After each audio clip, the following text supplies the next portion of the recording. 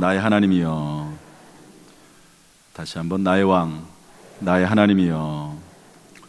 히브리서 강해를 마쳤습니다.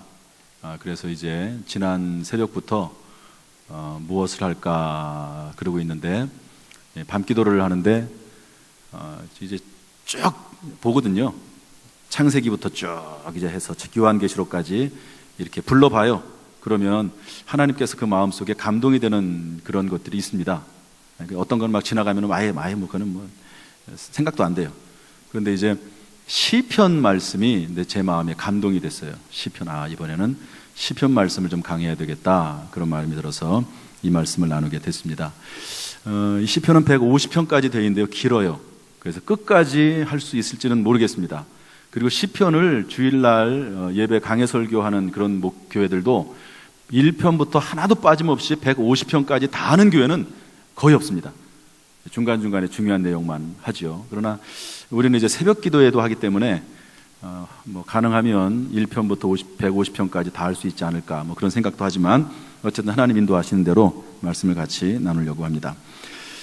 1편 내용은 너무너무 중요한 말이죠. 뭐든지 시작이 중요하지 않습니까? 복 있는 사람은 악인들의 꾀를 따르지 아니하며 죄인들의 길에 서지 아니하며 오만한 자리에 앉지 아니하고 오직 여호와의 율법을 주야로 즐거워하며 묵상한다. 이렇게 시작해서 이 복 있는 사람에 대한 이야기로 시작하는 거죠. 여러분, 복 있는 사람이 뭡니까? 돈이 많은 사람, 그렇게 얘기하지 않습니다. 복 있는 사람, 명예 권력 있는 사람, 그렇게 말하지 않습니다. 하나님의 말씀을 즐거워하는 사람, 이런 사람이 복 있는 사람이라는 거죠. 왜? 그 말씀 안에 모든 것이 다 있기 때문에 그렇습니다. 이 시간에 하나님의 말씀이 기쁨이 되고 즐거움이 되기를 주님의 이름으로 축복합니다. 이렇게 해서 2장을 넘어가고 3장, 4장, 5장으로 넘어가게 되는데, 이 3장, 4장, 5장은 이제 지난 금요일까지 제가 이제 4장까지 설교를 했거든요. 그런데 이 3장과 4장과 5장은 서로 연결되어 있습니다. 역사적 배경이 같습니다. 어떤 배경을 가지고 있냐면, 다윗의 네 번째 아들인 압살롬이 쿠데타를 일으킵니다. 다윗을 배반합니다. 다윗을 반역해서 다윗을 죽이려고 합니다.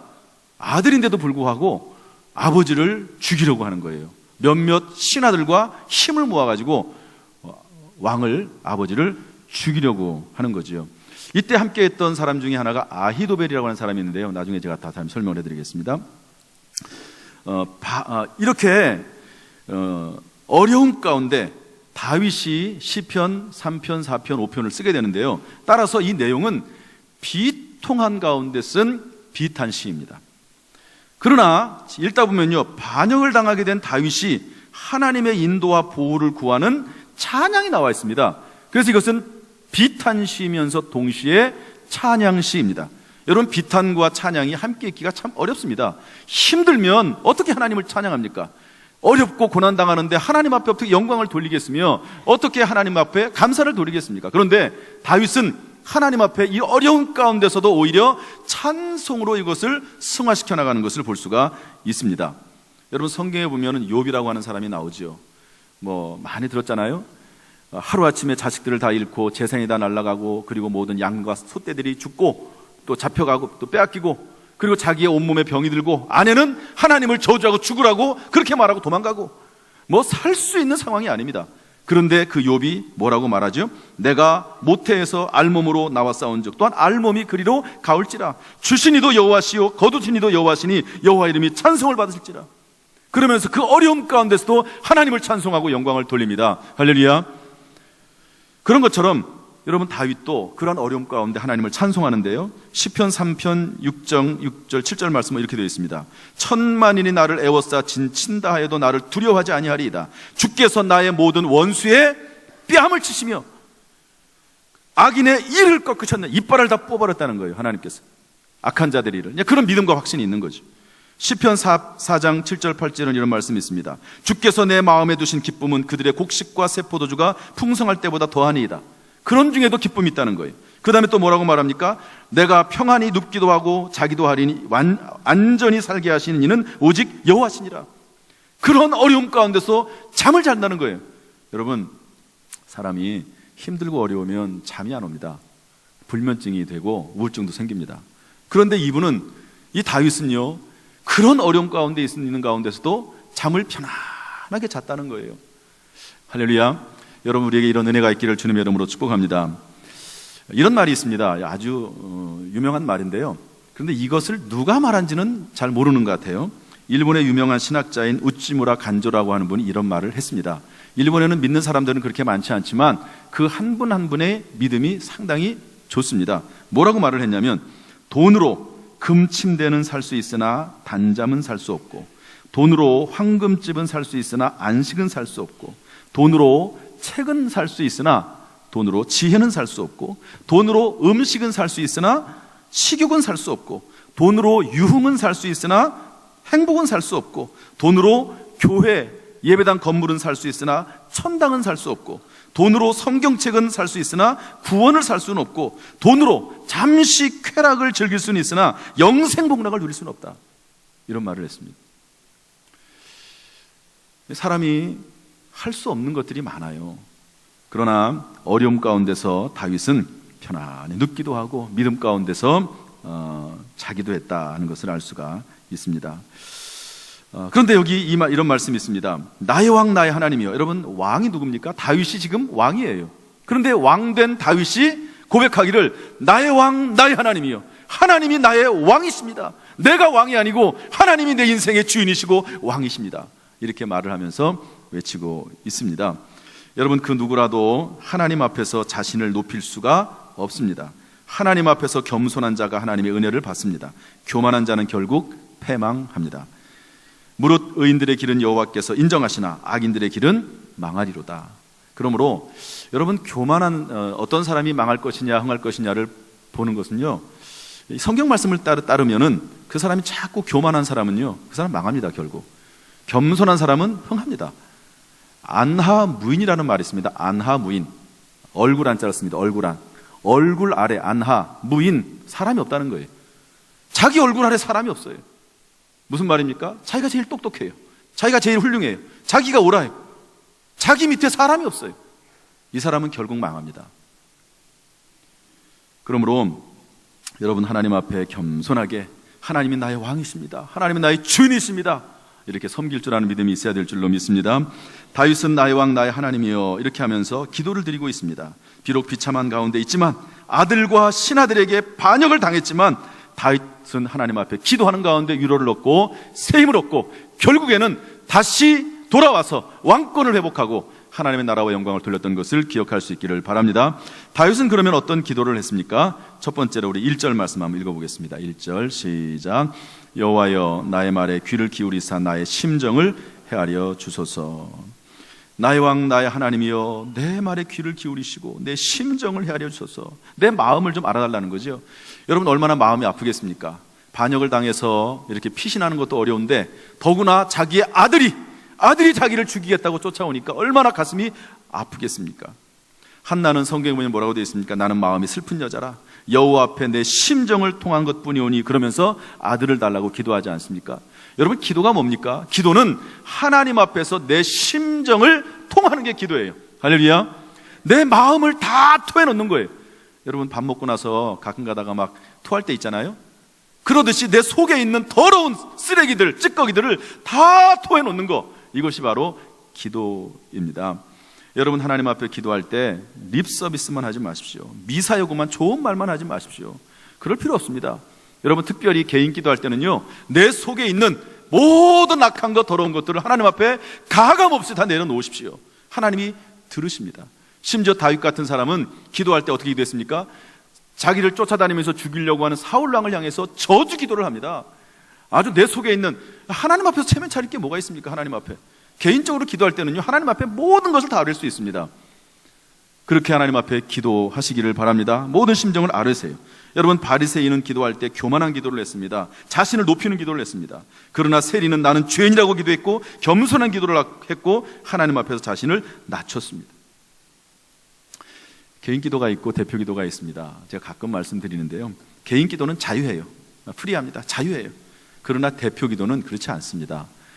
여러분, 개인 기도는 하나님하고만 1대1로만 하는 거예요. 그러나 대표 기도는 하나님도 듣지만 사람도 듣습니다. 그러므로 대표 기도는 조심해야 돼요. 먼저 시간을 조심해야 됩니다. 1시간 예배 드리면 5분 이내로 대표 기도해야 됩니다. 어떤 분은 30분 예배 드리는데 새벽 기도에 대표 기도 가끔가다 특별 새벽 기도 기도를 부탁을 하면 10분 기도하는 분들 10분. 그러면은요, 이게 비상식적이죠. 30분 예배 드리면 한 3분 정도 기도하는 것이 좋다고 봅니다. 표현도 마찬가지입니다. 여러분, 대표 기도는 쉽게 해야 돼요. 왜냐하면 이 안에는 학력도 전부 다르고 학생도 있고 청년도 있고 노인도 있고 다양한 부류들이 살고 있기 때문에 잘 조절을 해야 되는 거죠. 내용도 중요합니다. 내용. 여러분, 예배 시간에는 예배에 관련된 기도를 해야 맞습니다. 여러분, 장례식장에 가가지고 결혼식 기도하면 안 되잖아요. 마찬가지로 예배 시간에는 예배에 맞는 기도를 해야 돼요. 구역 시간에는, 구역 예배 시간에는 또 구역에 맞는 기도를 해야 되는 것입니다. 그리고 우리 교단법에 뭐라고 되어 있냐면요, 이 대예배 시간에 드리는 이 기도는 참회 기도를 드리게 되어 있습니다. 아예 명문화 시켜버렸어요. 명문화. 참회 기도를 하게 되어 있습니다. 여러분, 헌금 기도가 있고, 또 헌금 기도는 헌금에 관련해서 기도를 해야 되는 거죠. 헌금 기도 때 막 다른 기도 하면 안 됩니다. 성령 임재의 기도, 목회의 기도, 이런 것들이 전부 다릅니다. 어떤 경우에는 기도하는데 자기 주장을 하는 분이 자기 주장. 그건 기도가 아니죠. 기도가 아닙니다. 어떤 분은 보고하는 사람도 있어요. 기도 시간에. 그것도 기도가 아닙니다. 어떤 분은 기도 시간에 설교하는 분도 있어요. 여러분, 기도 시간에는 하나님 앞에 하는 거지 설교하는 게 아니거든요. 여러분들 자꾸 그렇게 기도 시간에 설교를 하면 저는 어떡합니까? 저도 먹고 살아야죠. 제가 장충대학교 부목으로 있는데요, 그 목사님이 설교 시간에 그렇게 얘기를 하세요. 여러분, 대표 기도 시간에는 하나님 앞에 기도하시라고, 설교하지 말고 나도 먹고 살아야 되지 않겠냐고. 그래서 제가 그 얘기를 들으면서 부목사 때, 야, 목사님 좀 심하다, 어떻게 저런 얘기를 하시나 이랬는데 저도 그 얘기를 하게 되네요. 어쨌든 여러분, 기도는요, 내용이 중요합니다. 저는 이런 생각이 들어요. 여러분, 설교는 하나님의 말씀을 받아 성도들에게 하는 거기 때문에 이렇게 마주보고 설교를 합니다.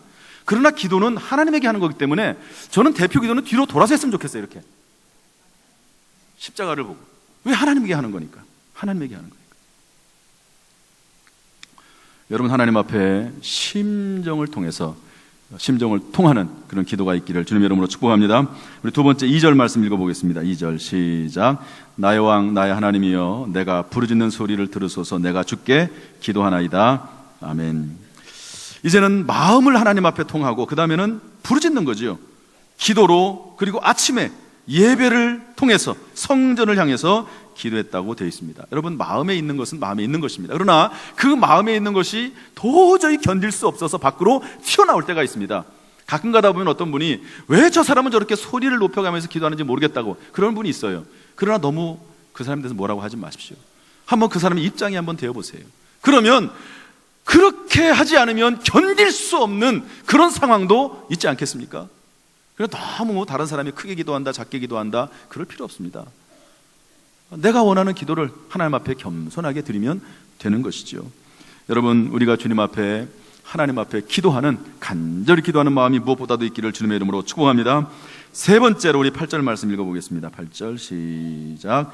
여호와여, 나의 원수들로 말미암아 주의 공의로 나를 인도하시고 주의 길을 내 목전에 곧게 하소서. 나의 왕 나의 하나님이여, 나의 원수들로 말미암아 주의 공의로 나를 인도하시고 주의 길을 내 목전에 곧게 하소서. 여기 나의 원수들로 말미암아라고 하는 말은 뭐냐면 엎드려서 나를 기다리는 자들을 인하여, 이런 말입니다. 나를 죽이려고 호시탐탐, 나를 넘어뜨리려고 호시탐탐 노리고 있는, 악한 의도를 가지고 노리고 있는 그 사람들로 말미암아 주의 공의로 인도해달라, 그런 말이죠. 혹시 여러분들 그런 사람이 있습니까? 나를 넘어뜨리려고 하고 죽이려고 하는 사람들 있을 수 있겠죠. 여러분, 예수님 이 땅에 계실 때 서기관들과 바리새인들과 제사장들이 예수를 죽이려고 했습니다. 체포하려고 했습니다. 온갖 술수와 음모와 음해를 하가면서 예수님을 잡아 죽이려고 했지요. 그때마다 예수님은 지혜와 능력을 가지고 그걸 물리치시고 이겨내셨습니다. 예를 들어서 이런 질문을 바리새인들이 예수님에게 했습니다. 가이사에게, 그 당시 로마 황제입니다, 세금을 바치는 것이 옳습니까? 옳지 않습니까?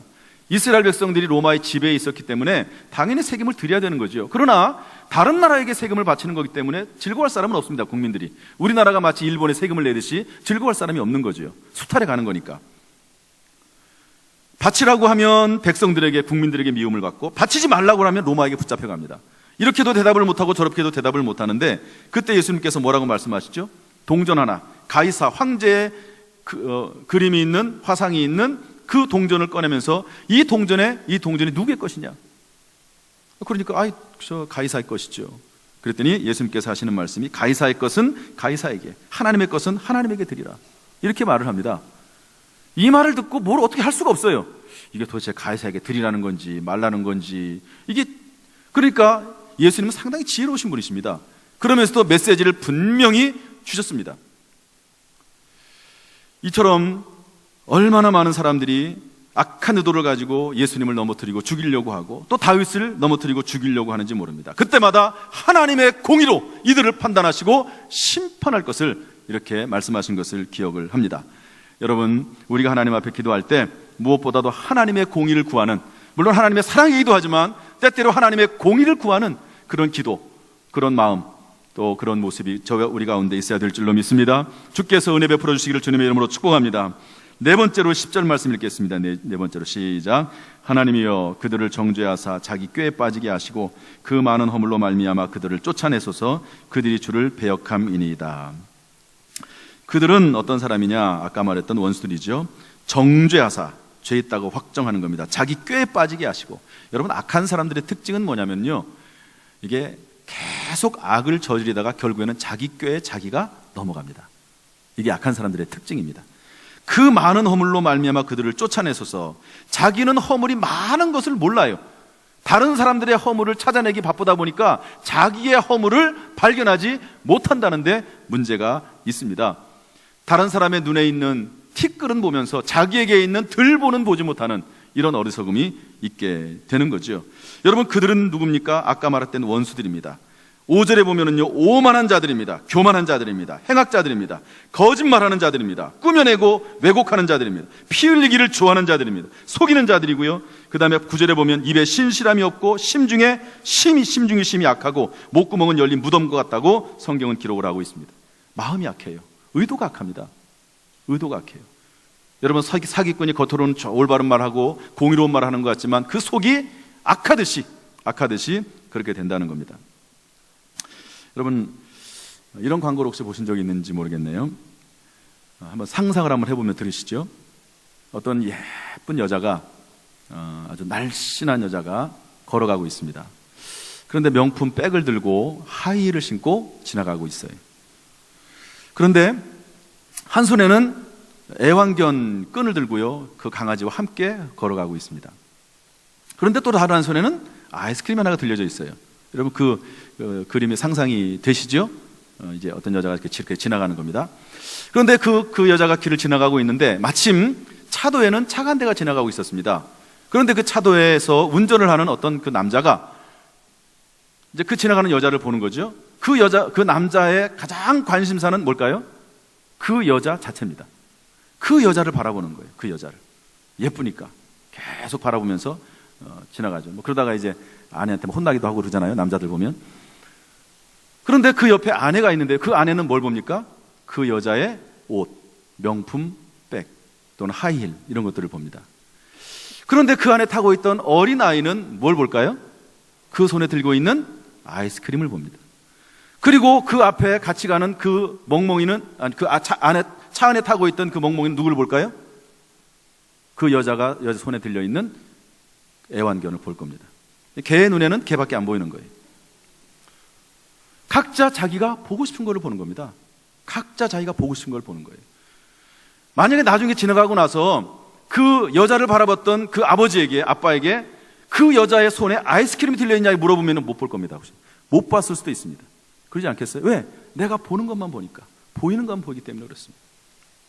그러므로 여러분, 여기 악인들은요, 자기 꾀에 빠져요. 그 많은 허물로 말미암아 결국에는 넘어가게 되어 있습니다.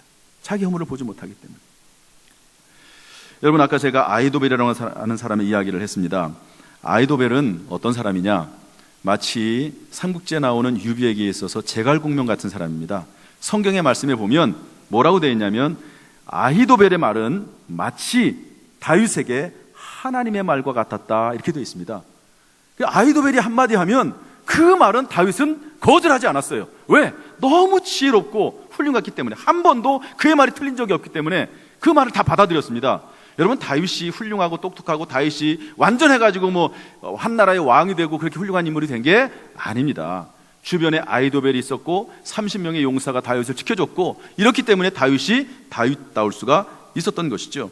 그런데 마지막 때에, 마지막 순간에 아이도벨이 다윗 왕을 배신합니다.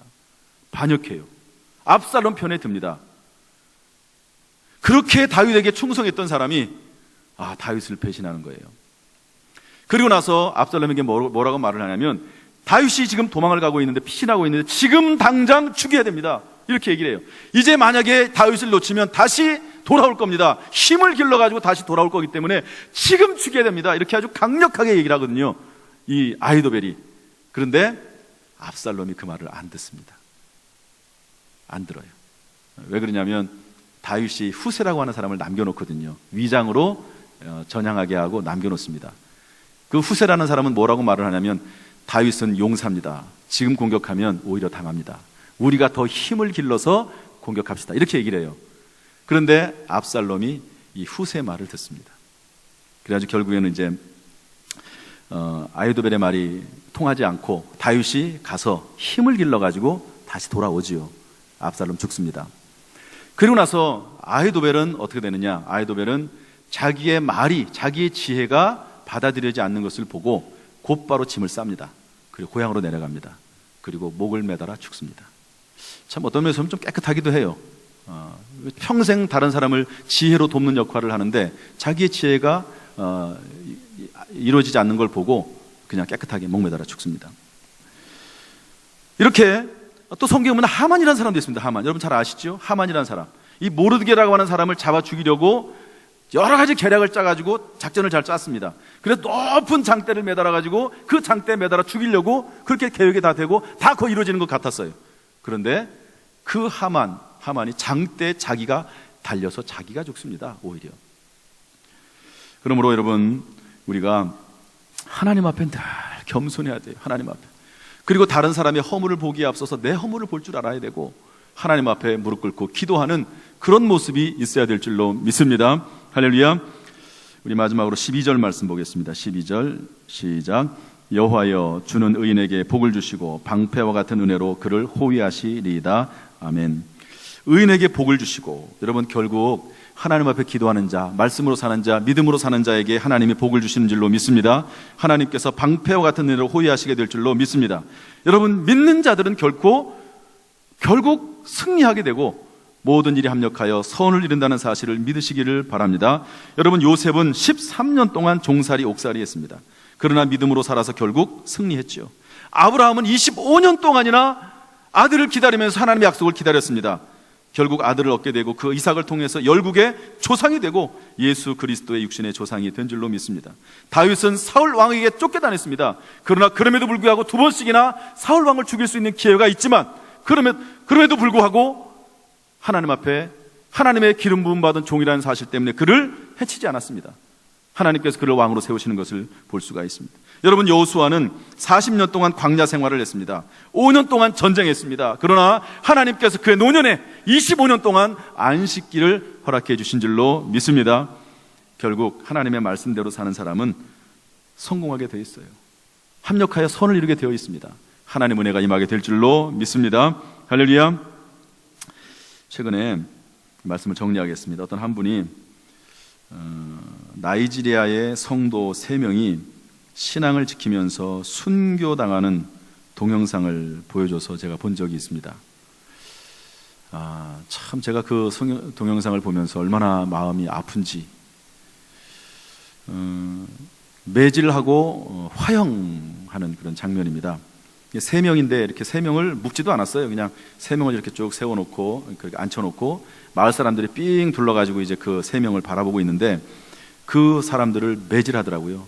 이 몽둥이도 아닙니다. 그냥 뭐 그렇게 두꺼운 것도 아니에요. 그걸 갖다가 계속 매질을 합니다. 발로 밟고.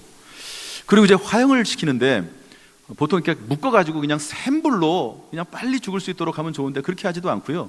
그냥 약간 이렇게 움푹 파인 곳에다가 거기다가 불을 질러놓고, 나뭇가지를 불을 질러놓고 거기다 집어넣어 던져버려요. 그러니까 어떻게 됩니까?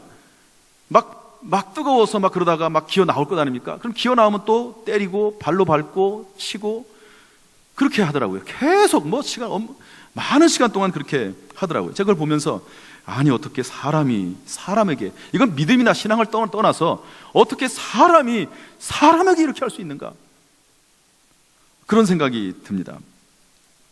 결국에는 사람들이 다 보는 앞에서 불에 그을려서 타 죽더라고요. 그런 모습을 제가 동영상을 통해서 봤는데요, 보면서 동시에 이런 생각도 들었습니다. 그러나 오늘날 우리나라에 그런 고난은 없습니다.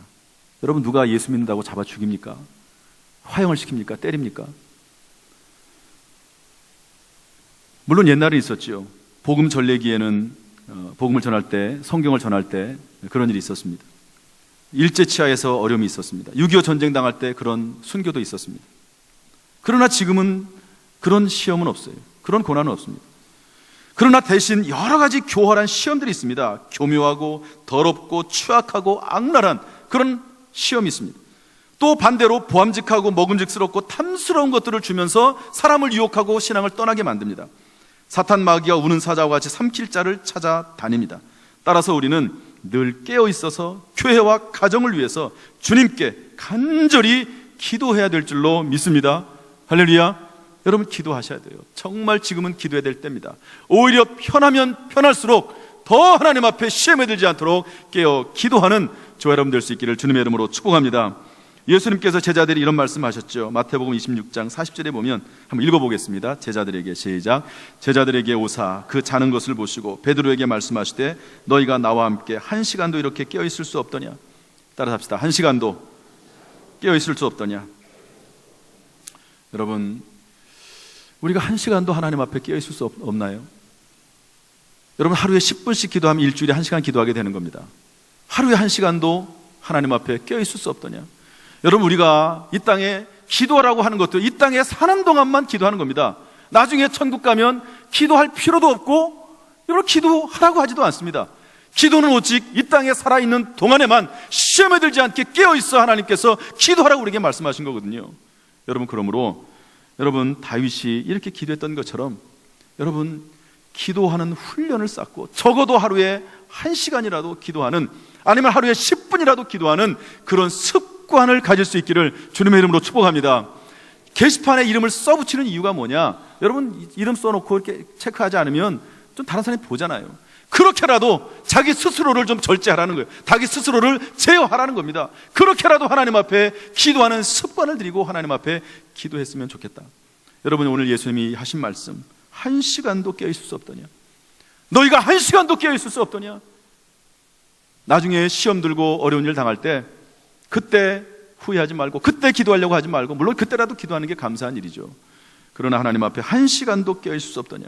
이렇게 하나님 앞에 기도하고 깨어있을 수 있는 기도의 형이 지금 이 시간 우리 가운데 임하기를 주님의 이름으로 축원합니다. 기도하겠습니다.